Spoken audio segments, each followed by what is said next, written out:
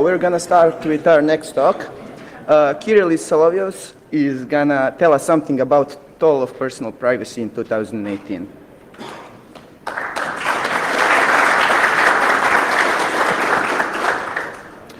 Privacy is dead.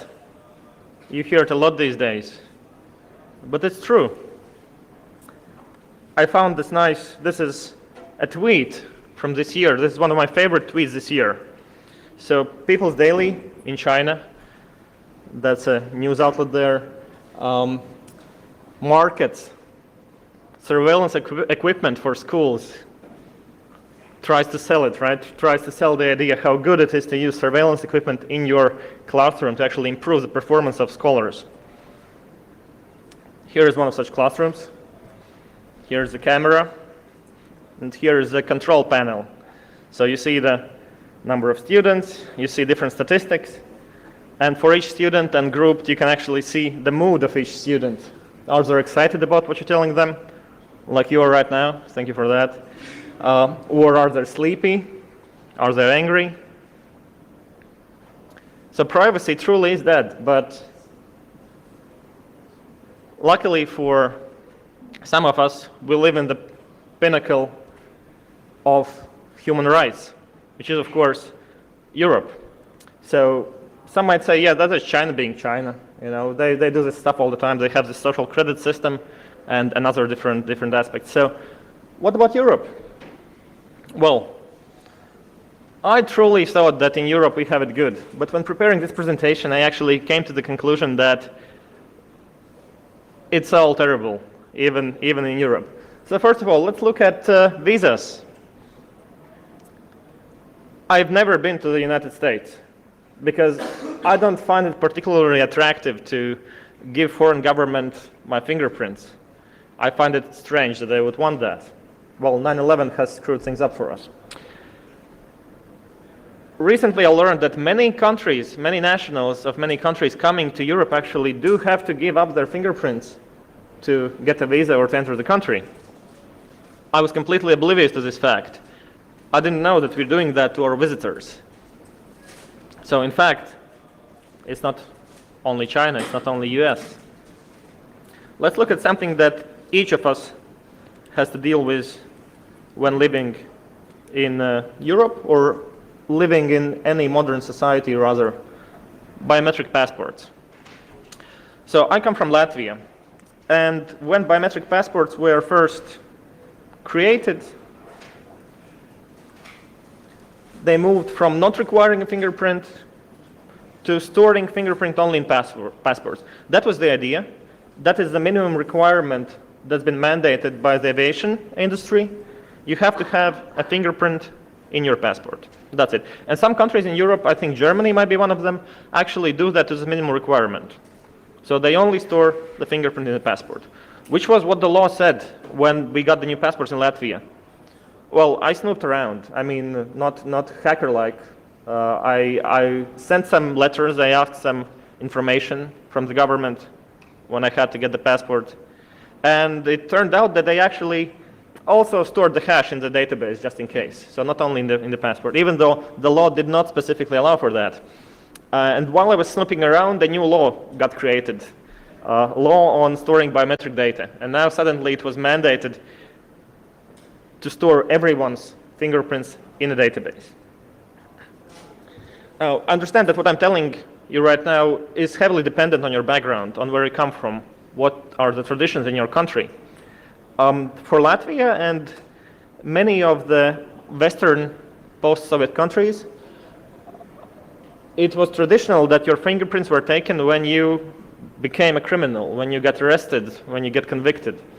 So I thought it's going to be a sharp change in society at the point when we introduced these passports and we try to store all the fingerprints. But I was unpleasantly surprised. Me, my friend, and some other handful of people were the only ones who were actively protesting this move.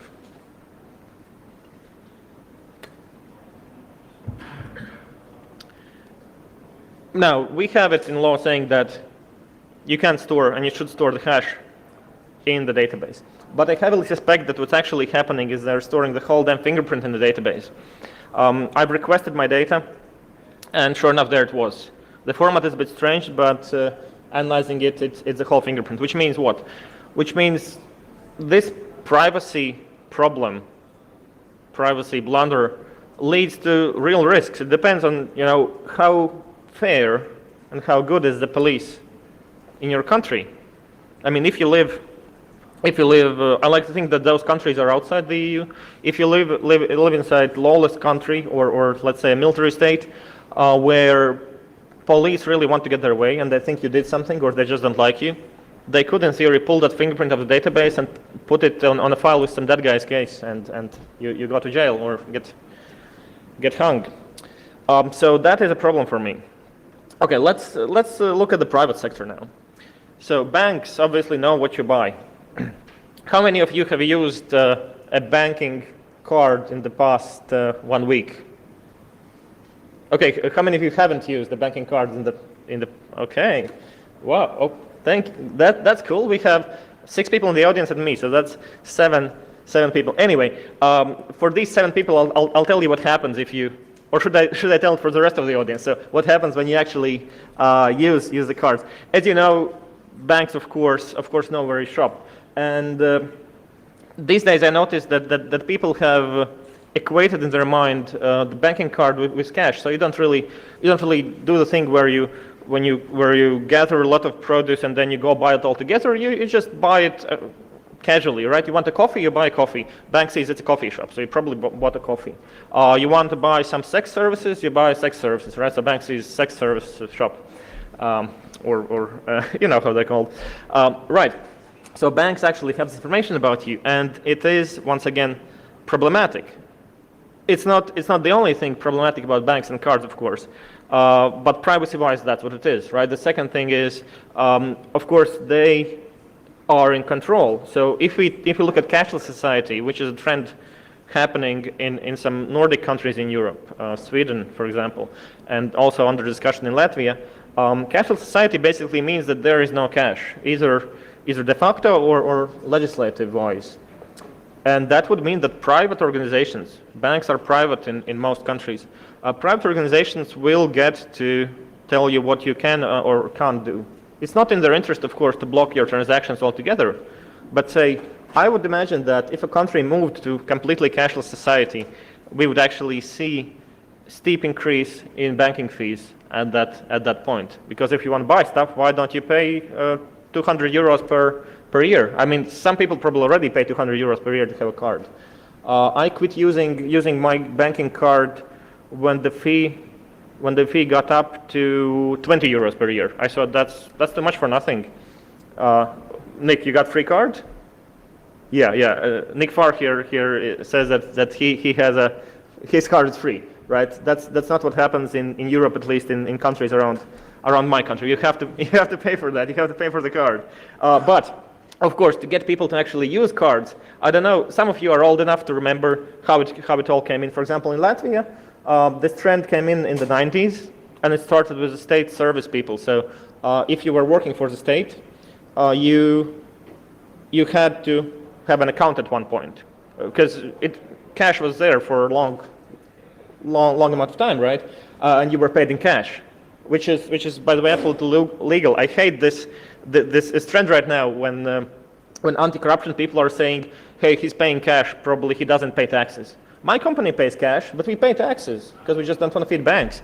So don't equate paying cash with not paying taxes, with avoiding taxes. Anyway, so back then cash was the de facto payment standard, right? And everyone was being paid cash. So the banks came in and they said, hey, let's do it like that. We're gonna open free accounts. We're gonna give free cards to all state employees, and you legislate that state employees can only get paid in credit, so by bank transfer, and that's what they did. So that's how it happened. And then 10 years later, which is surprising, it took like at least 10 years. 10 years later, you have to start paying for stuff. You have to start paying for your card. You have to start paying for withdrawing your money off your card. Actually, what was the actual event that got me move away from banks was when banks said, we want you to pay money to get to your money. And 6 months later, they said, we want you to pay money to add money to your account. So that didn't make sense to me at all. So I want to give bank my money, and they want me to pay. So anyway, I decided banks are crazy, and I don't want to do anything to do with them. Anyway, back to privacy. So banks know what you buy. It's appalling. So that's something to think about. Also, banks, as we've seen recently this year, collaborate in online profiling with other companies. I hear it happens a lot in the US, not so much in the EU, thanks to privacy-conscious attitude. But online profiling all by itself is actually hard to avoid. Even when we live in the EU, we can't actually not use Facebook. Well, we can. I don't use Facebook, but we can't do that without any consequences. And that's what the second part of my talk is going to be about. I'm going to talk about consequences of choosing to save your privacy by doing or not doing some specific actions. Now, online profiling, of course, means that you get some free stuff, here's a product, you're being sold to some people, some companies who actually want to pay some first party to provide you a service so they can gather data about you. But cool stuff, I'm from the EU, and EU fixed online profiling in May 2011, the famous e-privacy directive, which means basically that you go to a website and it says we use cookies, and so it's fixed. Yeah. You don't really get any buttons on that, or any options there. You know, you either accept the cookies or you don't open the website. So that kind of didn't work. Luckily, EU fixed that in May 2018, which is GDPR, which brought us new type of alerts. So now the alert has to include the word privacy policy. And you actually are starting to get some buttons. So if the if the system that you're using is if they're well intentional, right? If they want you well, then you actually have some easy to use buttons. If not, then you get something like this, where you click one link, then you can go to read the whole text. Somewhere there's something that you can do. Well, it doesn't work yet. I hope they're going to fix it. But for now, so online profiling is actually not fixed. Okay, let's move back to real life, right out of the internet. So CCTV. The presentation, the middle part of the presentation is about the EU, and thankfully Brexit hasn't happened yet. So the great example about CCTV is, of course, UK. This is a real ad by the real Crown government done in the UK. Secure beneath the watchful eyes. It looks like something from dystopian novel, right? To prove that it's real, here's one that's actually been taken through a glass, so you can see. I mean, you can get those like posters online, but I wanted to show you the photos, so to make it more believable. It's true. More CCTV means more security for you. So that's happening, and it's not only happening in the UK. I mean, it's also happening in other European countries, and it's happening in all around the world, in all developed nations, especially in the capitals. So that's why I prefer moving somewhere away from the capitals, where people don't have that much incentive. So not so many bad guys around, not so much free money to spend on bullshit technologies, and there are not so many cameras. Okay, but we, of course, everyone in this room knows that privacy is really for criminals, right? We don't actually need privacy, right? Not really. In fact, there was this article written in Politico just around the date when GDPR came into effect. It was titled "Privacy is Power." You can look it up. You can read. It's not long, but I got 3 sentences out of that article that I want to read to you.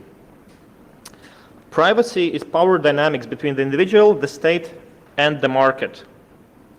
So that is your tool to actually be able to exercise your rights when you are being made the product. As recent scandals have illustrated so vividly, privacy is also about the autonomy, dignity, and self-determination of people. Again, not becoming the product. Data protection must seek to mitigate the inherent power imbalances between people and those that collect, process, and profit of their data. So, I have spent more than the 5 past years zealously fighting for my privacy rights. I've gotten a lot of things as a result of that. Yeah. Some good reactions, lots of bad reactions, and I'm going to go through some of the choices that I made during my fight for my privacy. And for some of the slides, you'll see a red line going all over the slide. That means I've considered that choice, but I decided because of the huge cost of making the choice not to do that. But that's a choice that's there on the table. And after the presentation, each of you can make your own choices regarding each of those points and knowing the consequences, of course, and be more private. Okay, so let's start with simple things. This is IT security conference, right? So let's start with IT. Operating system.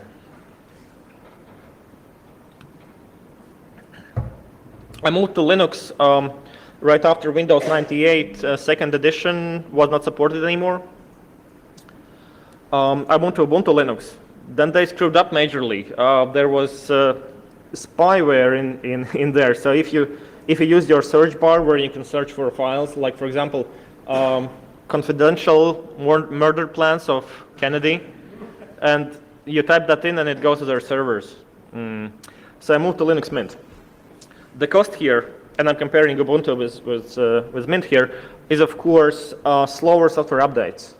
So if you use a major distribution, staying in Linux world, then you get faster updates. If it's a fork that is still heavily dependent on the original, then you will get slower updates, which is a security risk. But that's a balance that I take there, right? Ubuntu hasn't been that good recently as well. They also included some ads, I hear. It was this or last year. You logged into your shell and then you get an ad for some film or something. So their choice. Anyway, continuing with IT, browsing habits. So before being privacy conscious, I was browsing the internet with JavaScript and Adobe Flash allowed. It was before Adobe Flash got like 20 new exploits every year, but still, it was there. Right now, I browse with no Flash. I don't have it like installed at all anywhere, except some virtual machines I use for testing, security testing. And I'd use no JavaScript except pre-approved sites. So what I get as a result is very limited and ever-narrowing choice of e-shopping and online services. That's usually what I see when I open up a web page. So please at least add the no-script tag so I know that you don't want me there. Thanks to Hetty who has done that to his page. So don't do that. But that's the reality. I mean, it's not about developing web pages. It's about using what you have, and without JavaScript you can't use that. With JavaScript, of course, what you get are trackers. What you get are potential exploits. The whole idea of a web page executing full Turing machine on my device when I open it up seems a bit strange to me. Then cookies. So before I talk about the slide, so this is real, right? That's a real video of me trying to submit a form using Google CAPTCHA. So watch that carefully. Before being privacy conscious, I would accept and honor all cookies. Now I have my browsers configured to only accept temporarily first-party cookies. As a result is that reCAPTCHA hates me. So every time there's this reCAPTCHA, which is supposed to make things easier, what happens is I actually have to click the damn checkbox. It always pops up, and then here I've all of those are roads. So they're out of roads or whatever. Let's submit. So the street signs, right? That's the one I get most often, and I can never get it right. I mean, I kind of click on all the parts where there's at least a part of a street sign, right? But it never works. I mean, maybe there are like 1 million people like me around the globe who are doing this, and we're just doing live recognition for Google cars. So yeah, it takes some time, but it's gonna end soon. Either I'll get bored or it will actually accept my submission. So still at straight saying there. Oh, this one's good. So I looked at it. It looked like a poster. So it's kind of not a street sign, right? It's like, I don't know. We don't have that in Latvia. because at least they could show you pictures from your own country, so you can, understand what the street sign is supposed to look like. Still on street signs, and there's a small piece down below too. So I don't know. Do you guys ever experience that? Okay, so here we have one on the left, one on the right, obviously.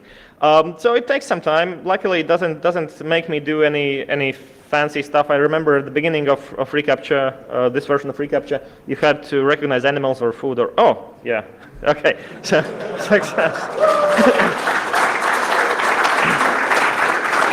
And usually it takes about 3 or 5 tries, but the funny part is when I made this video for the presentation, it was the first try. I didn't have to wait for it. It was the first try, and that's how long it took. But usually it's 5 or 6, but that's still damn annoying. Okay, now for emailing. I used normal email like a normal person who's HTML. Now I have no HTML support in my emails. Why? Well, because again, tracking. Right, if they embed a tracking pixel and you load it up and you load remote images, even if they don't embed a remote image, HTML can still do bad stuff to you, right? Meaning what I mean here is that the filters in email programs for remote images aren't that good. So filter or checkbox to shut down HTML is actually, it works more reliably than the checkbox saying no remote images, because you can try to work around that. Well, my pen pals hate me. They don't get HTML. They don't understand why don't I use all the new sizes and colors of fonts available to communicate with them. And if they use Google, it's a complete nightmare, because apparently what Thunderbird does is when you reply to a Google person, Google algorithms can't detect where the original email is. So they get like this amount of email, and Google people they want everything compressed so that it only shows the actual reply. Speaking of Google, Gmail users never get my first email. So I have no idea what it is. I mean, usually after I say it to someone, they say, yeah, you have to configure that and that. I mean, I've gone to their guide on how to configure your email server, and I've been running my email server for the past 20 years. And it just doesn't work. It always gets into spam. So I don't know that many people who use Hotmail, but I could probably test that. It always goes in spam. I have everything set up as it should be. Well, they just don't like me because I run my own email service. I don't even have any list, or I don't send any spam. I don't like spam myself, so I don't do that. Okay, let's. It's enough with all the online stuff. Let's go to kind of real life now. Phone. So I was using Siemens CX65 briefly when it became available. So it's one of those phones where you have color screen, you have a T9 keyboard, and you can have some apps written in Java. I moved over to using Nokia phones again. So this is Nokia 3330. I have it with me actually. That's my actual phone. The problem there is that if you use a phone like that, you're kind of safe from malware. I mean, you can still get over-the-air update to your SIM card where there's a Java machine and it can screw things up. But other than that, it's fine. There is really, depending on which year you bought your old phone, there's really no much chance of someone snooping on your conversation in the room where your phone is at. Which was the reason why I switched to these old phones. But the thing is, I carry 2 phones around right now. I carry this one and I carry the Nokia one. That is why I have it striked out here, because it doesn't serve the purpose anymore. The only reason I have it now is because I don't have 2 SIM card slots on my iPhone. So it did serve a purpose, but the cost was still no properly encrypted communications. So while you were safe from somebody snooping on your conversations in the room, you were totally not safe on someone snooping on the conversations you have over the phone, because you have no proper encryption. The good thing about Nokia compared to an iPhone, for example, is, at least this model, it actually shows you a warning when encryption has been turned off completely for the GSM network, which has happened sometimes, for me at least. But the bad thing is you can't install Signal, you can't install Wire on it and stuff like that. So that's the trade-off. Maybe for some of you it works. So I do have an iPhone, and there are mobile apps. Now, before I was into privacy, I didn't have an iPhone. There was, I think, the first iPhone, but I didn't have it, and I was stuck with my Nokia phones. So I moved to mobile apps, and what I do and how I protect myself is I try to control permissions quite tightly. I don't give GPS permissions except for a map application. It's not Google Map, obviously. It's an offline application. And I only turn off the actual GPS of the phone when I use it, or when I'm abroad. Like, for example, here in Serbia right now, I have it on all the time, but as soon as I'll be back in Europe, I'll be turning it off. I don't give access to contacts. I don't give access to microphone or camera if it's not needed by the actual app. Well, the result is that some apps don't work at all. And actually, I'm stuck in era about 10 years ago when the apps just appeared. Those apps work well, but some of the communication apps don't really want to work.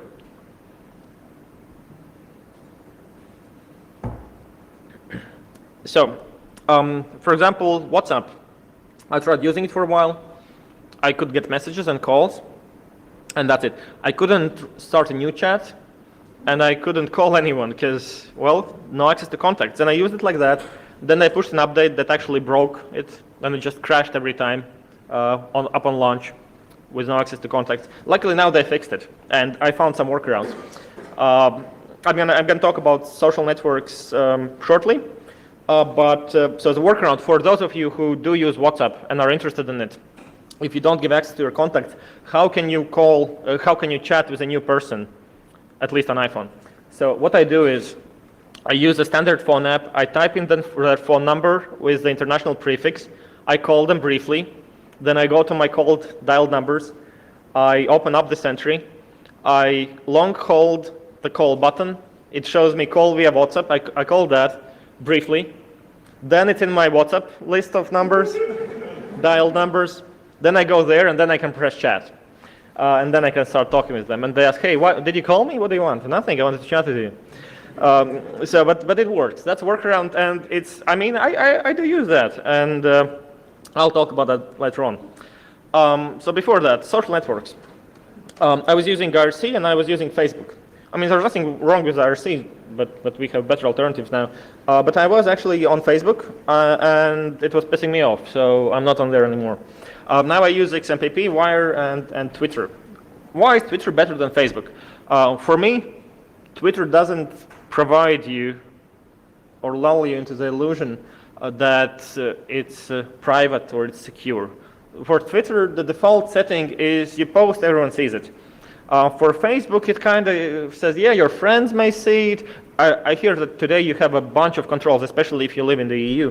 But still, even before that, it kind of said, okay, you're going to post this, your friends are going to see it, maybe friends of friends. It's not going to be out in the open, and you couldn't use a search engine to access it.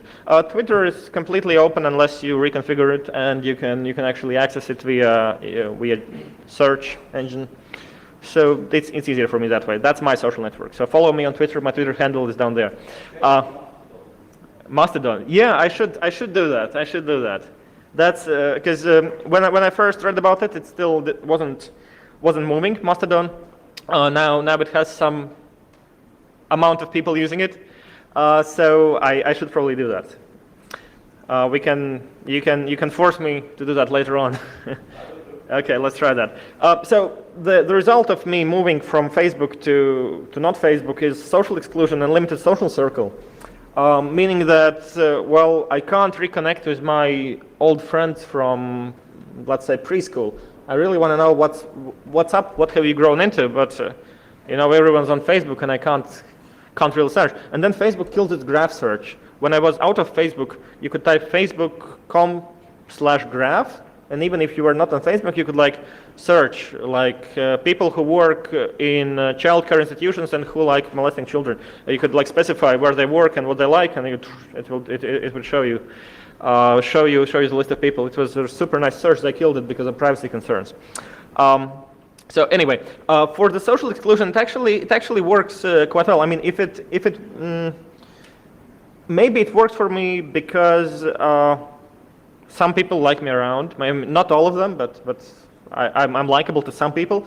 So they really want me around. And instead of getting a Facebook event, I get a phone call, or sometimes they phone me up and we meet, and I get a personal invitation to a party, which is really nice, actually. But again, then there are parties where they just forget about me and I miss them altogether. Also, you can't have that many parties. I mean, if you run a lot of conferences over the year, then you don't have time to party. So, re-socializing, right? This happened last year or beginning of this year. This happened last year. I understood them. I've lost all my connections, all my friends, even the new friends I make at conferences like this one. I have to do something about that. So I reinstalled the applications that I had before, quite a while before, using a fake phone number. In Signal, Telegram, and stuff like that. Well, the cost is that I'm fully aware that anytime now someone will get one of those fake phone numbers as a real phone number to their phone and will take over my accounts for those networks. But hey, at least I get to chat with people. Then there's other people's apps, right? You can easily adjust your own life around your apps, but adjusting what other people do with your information, that is not that easy, right? So the problem was people were giving away my information to companies. What I did, I have private caller ID by default now. I mean, most people who I call regularly still know it's me, but because no one else called them as a private caller ID.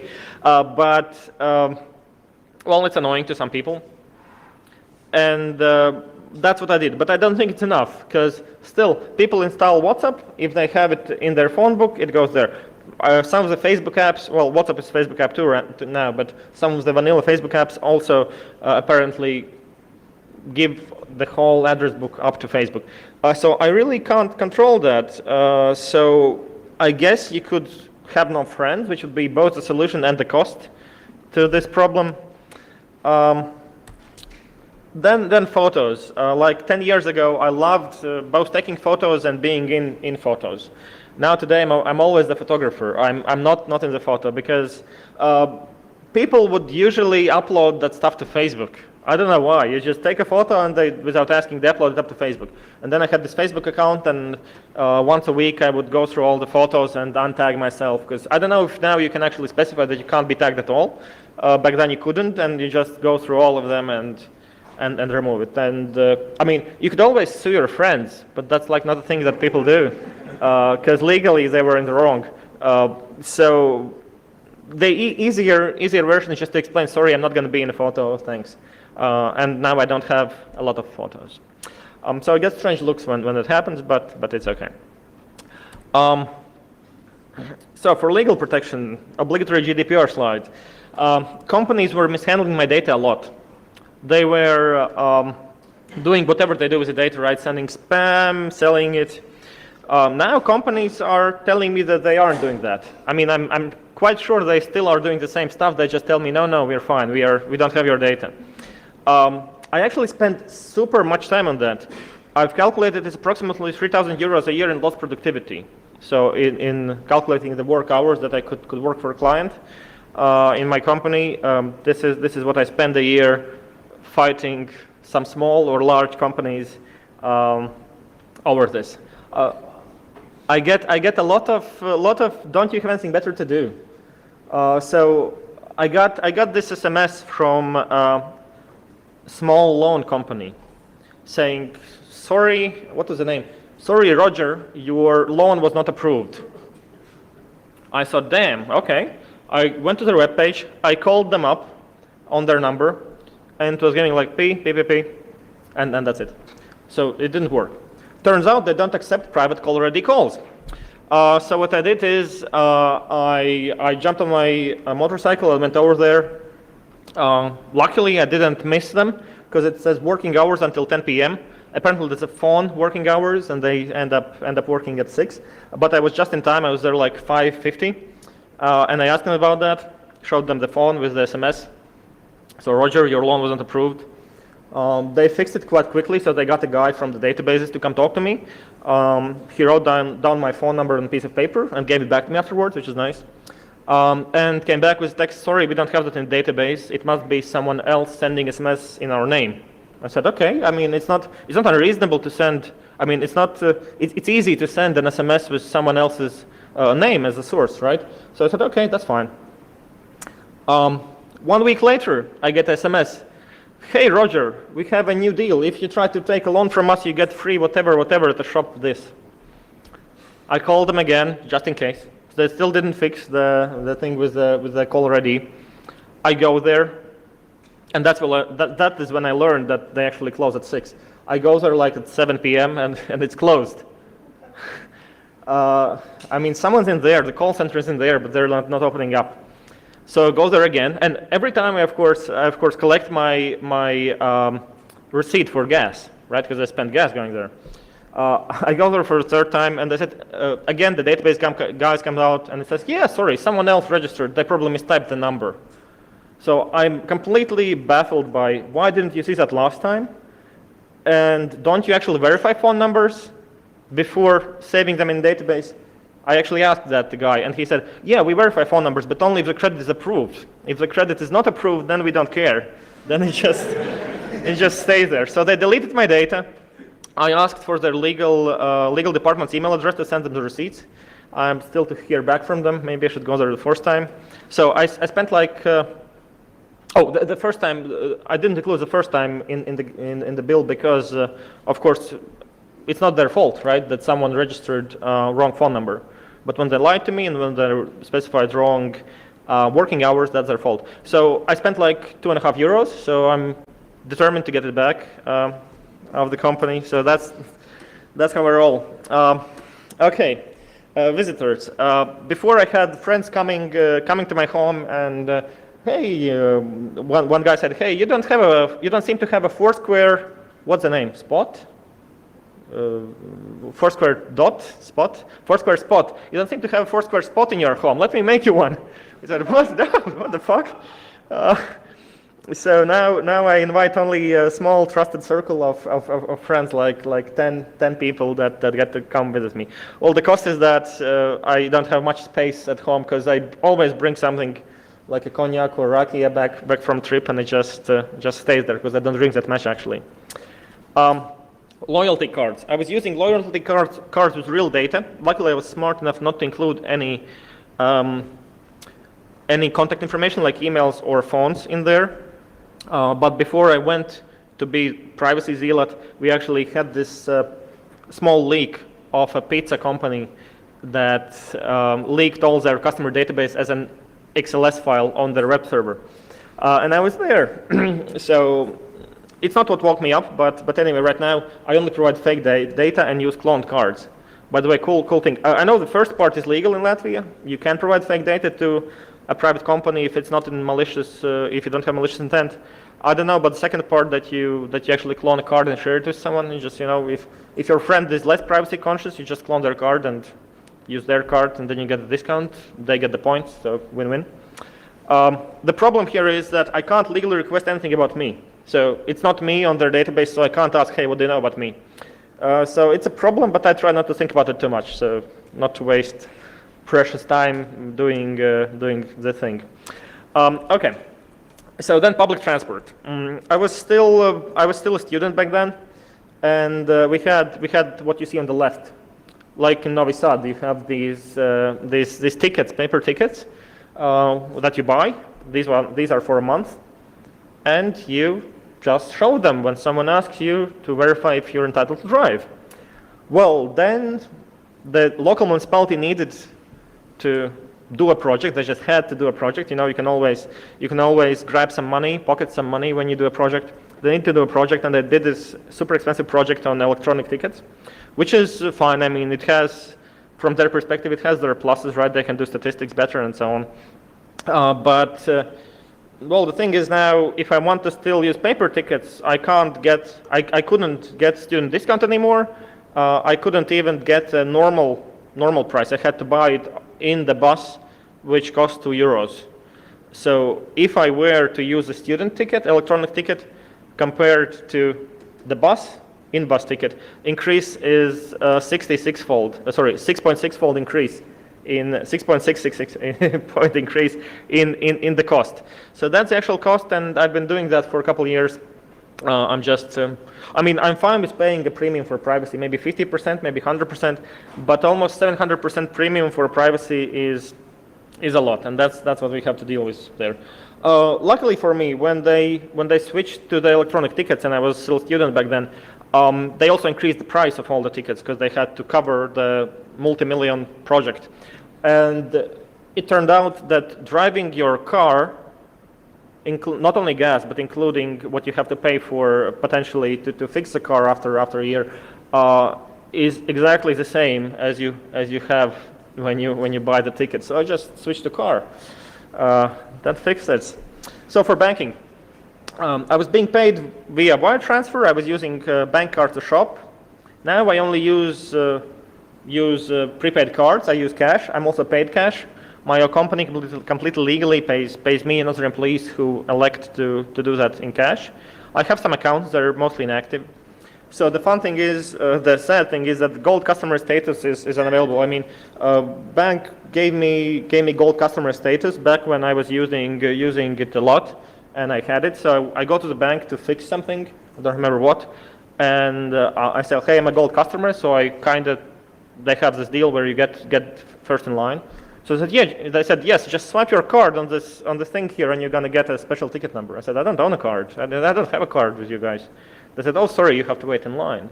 So even though I was gold customer, I couldn't really use some of the privileges.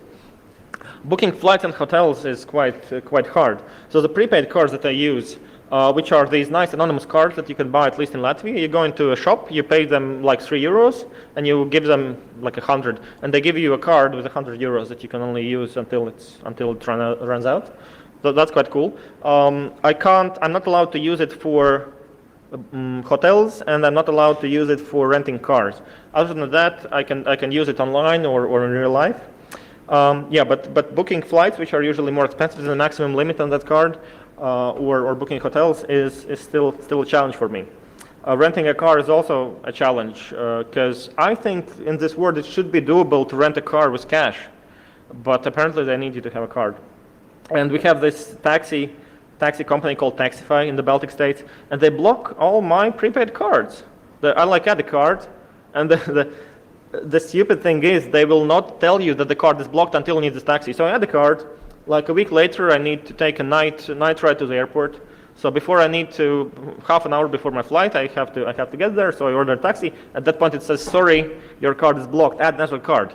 I think, okay, no problem. I have a couple of these. I add another card. Again, it's all fine, and then I reorder the taxi. It's blocked. Add another card. So I bought a separate prepaid card for them, and it still got blocked. So then they said, you need to send us a picture where you're holding the card, your passport, and your face. And I said, you're crazy, guys. If I want to do that, I would go on Instagram. I don't need to do this here. So for CCTVs, I'm getting filmed by all CCTVs on street and in the shops. One thing I considered doing was wearing a mask, which is absolutely legal until local government, national government started pissing their pants because of the Muslims coming in, and they wanted to adopt a law on not having face covered. Luckily for me and the Muslims, I lobbied enough, and the law didn't pass for now. So I can still do that, even though I rarely do that. But if I do have my bike helmet on, I don't take it off. But I don't specifically do that. But when you do that with a helmet, at least, security challenges you all the damn time. They just want you to take that stuff off. I don't know why they need that. But anyway, in Latvia for now it's still legal. You could in theory do that, but it's hard. I mean, you're gonna be late because everyone's gonna be stopping you and asking you to see your face. For biometric passports, so I told you a story about biometric passports. The alternative is not to give up your fingerprints, and the result is living without a passport and not getting to travel around. I actually have a fun story here. When biometric passports came about, I told you there was me, one other guy, and a handful group of other more remote people. So me and that guy, who, by the way, has recently finished his doctoral thesis in MIT and got a doctor's degree. We were still both living in Latvia back then when the passports came about, and we had a strategic meeting, thinking, what could we do to actually not give up the fingerprints? Because I mean, there are people without hands, right? They still need to get passports. We were not gonna cut off each other's hands, even though that would have worked 100%. I promise you. You can try that. But we did have a strategic meeting, so we came up with a list of possible solutions, and decided that he's going to take the top one, I'm going to take the top two. Cutting hands was not in there. So we went on separate dates to the government office responsible for handing out passports, and he went in there. So he asked a nurse to immobilize both his hands in a cast. He went in there like that, and a week later he went to get his new passport, and it was fine without the casts already. So my idea and my backstory was that I would mix cyanocrylate, it's a chemical legally available, with ink from a black marker, from permanent marker, and then I would just put my fingers in, get some on the hand, something like that.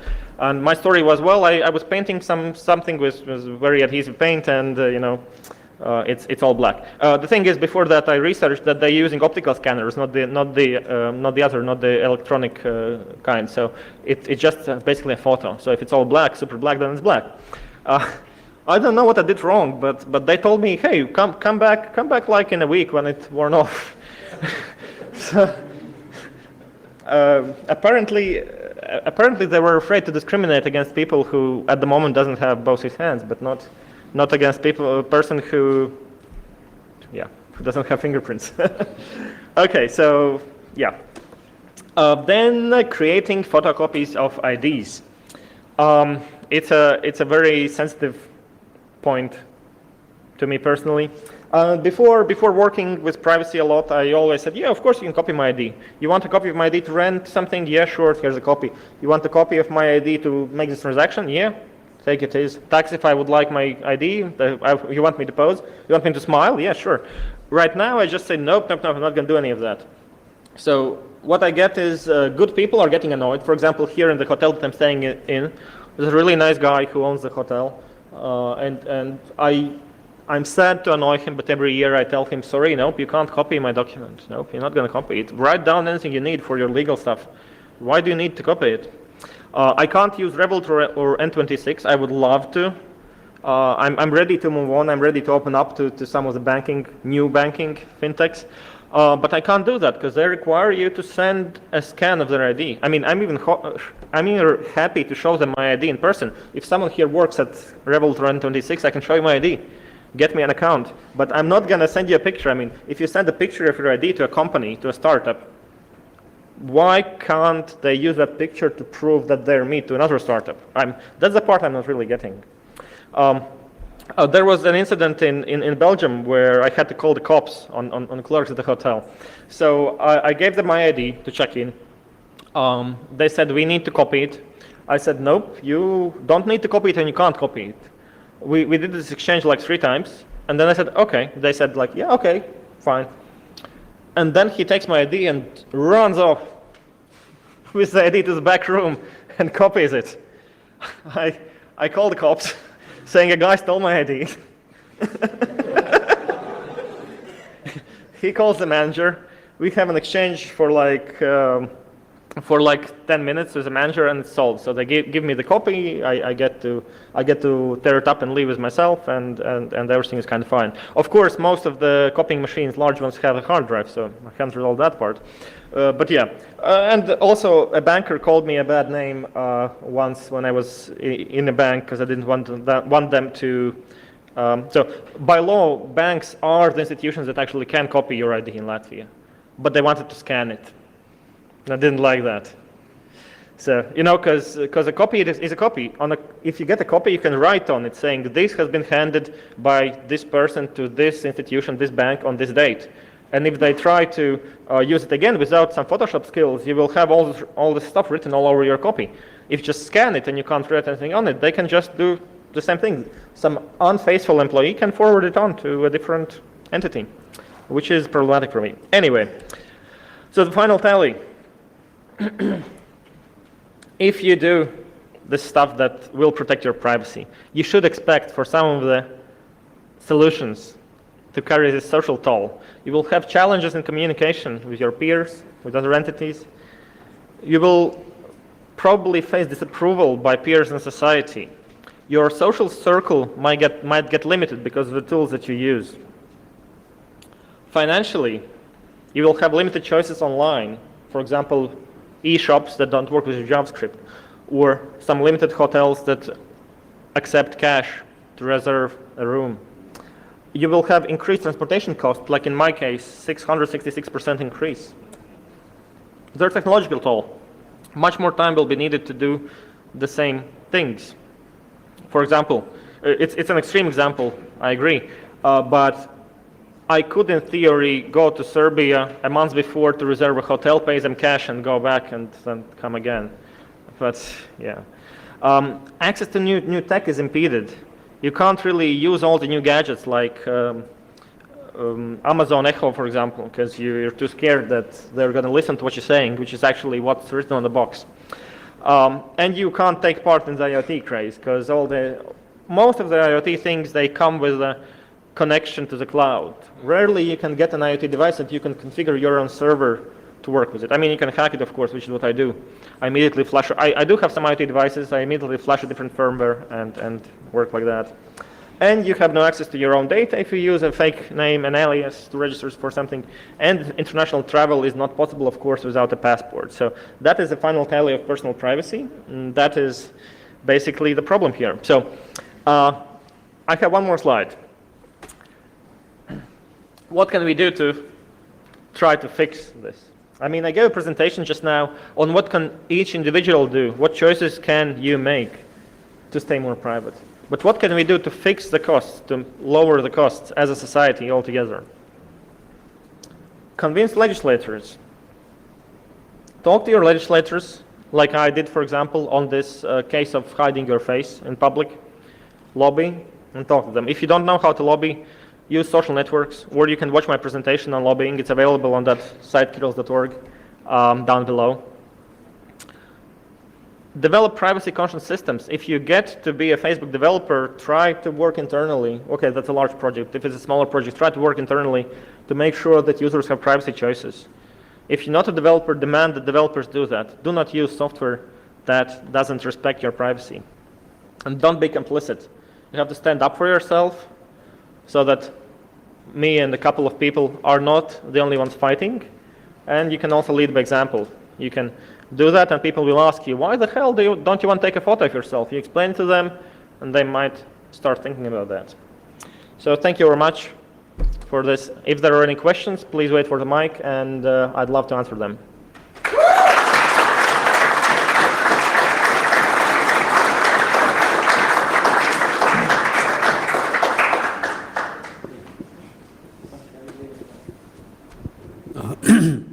I've got a comment on the passport issue. So there's this thing called emergency passport, like when you're at the airport and you discover that your passport isn't valid anymore, you can go there and request an emergency passport that will be only valid for a limited time, but it doesn't contain any fingerprints or whatever. So in theory, it should be possible to only live off those emergency passports without ever having to give up your fingerprints. But this was too much of a trade-off for me, at least.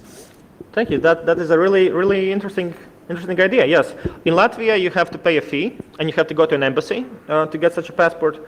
And you can't leave. At least in Latvia, you can't leave the country. So if you have to travel out of Latvia and you don't have a passport, you have to make a new passport. There is a fast way to make it. They do it in 24 hours.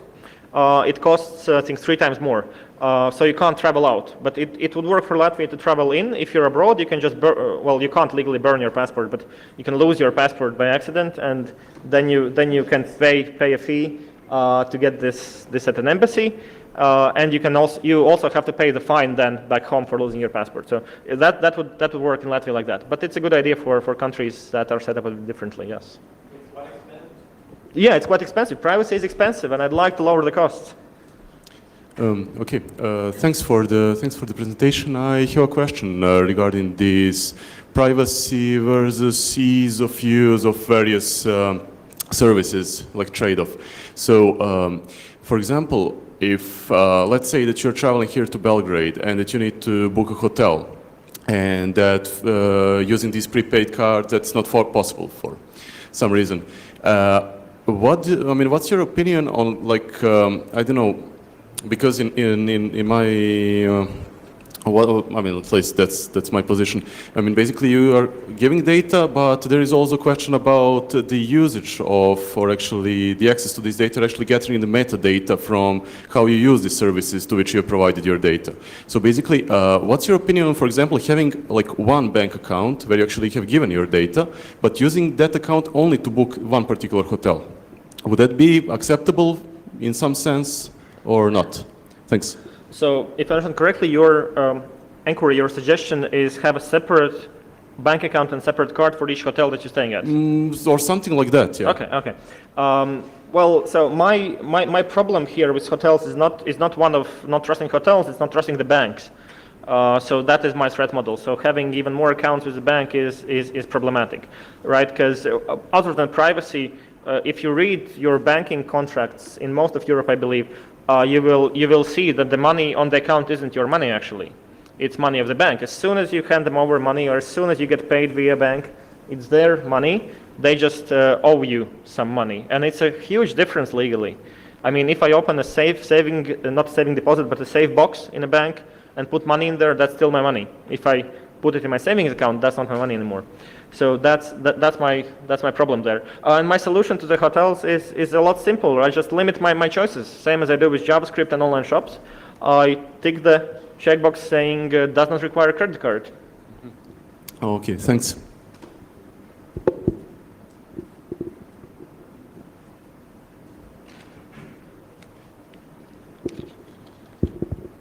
So a popular theory that I don't think you touched on too much is that people who are very privacy obsessed actually ironically create a much larger data fingerprint for themselves by the fact that they're creating so many exceptions in the system.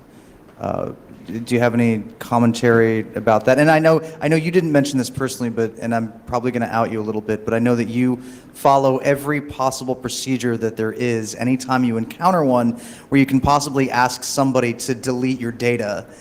And in the process of that, and you describing all of the hoops that you jump through, I can't imagine how you don't create a larger data fingerprint and end up, serving effectively at cross purposes to what you're trying to do. You're absolutely right here.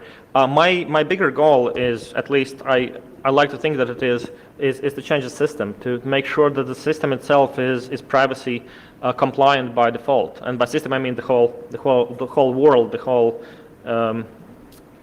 place that I'm living in, traveling about. So of course I can create some things. For example, so I had this shop that I never shopped at that sent me an email like blah blah blah, come shop with us. I politely sent them a reply, I don't want to receive your stuff, don't send me anymore, please delete my data. A month later I got another email, right? And it happened a couple times. Third time I called them up, they said, yeah, we're going to fix that. Didn't fix. Fourth time I'm not a lawyer, but I do know a lot about law. I sat down on my computer, I wrote an official document, I went there physically, gave it to them, and when you piss me off to the level of that I have to write an official document, I will try to make your life difficult. So I didn't just ask to delete the data. I asked to give me, no, you have all these official procedures that you can do. Give me all the data that you have, who were handling it, where did you get it, everything like that.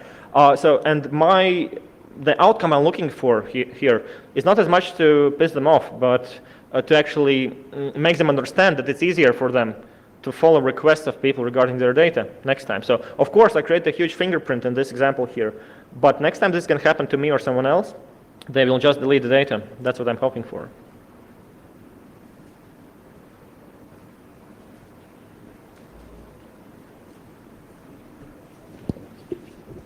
You said you're against the banks. How about ethical banking and some which are owned by a cooperative which you are part of?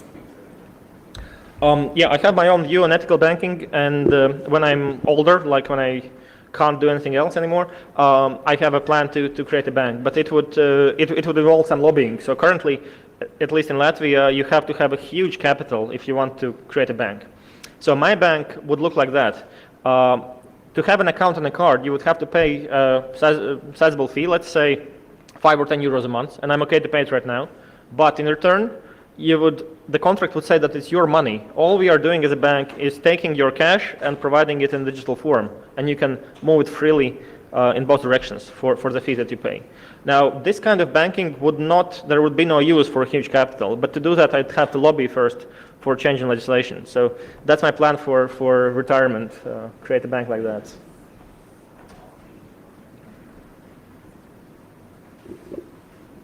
So why is it that you don't mind giving a talk and being recorded visually and with your voice, giving away crucial information about your biometrics?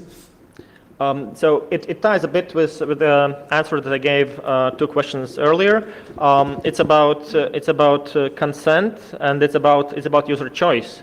So I mean, today, looking back at more than 5 years of fighting, I think I don't even care about my private data so much. In some cases I do, but it's not about that. It's about changing the system. And I mean, no one except maybe Nick here would force you to come here and talk, right?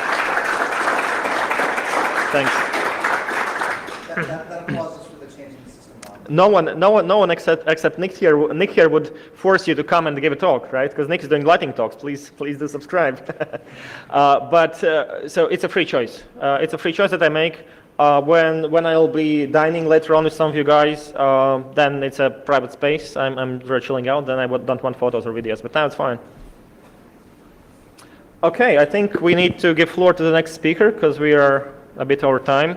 Thank you once again very much.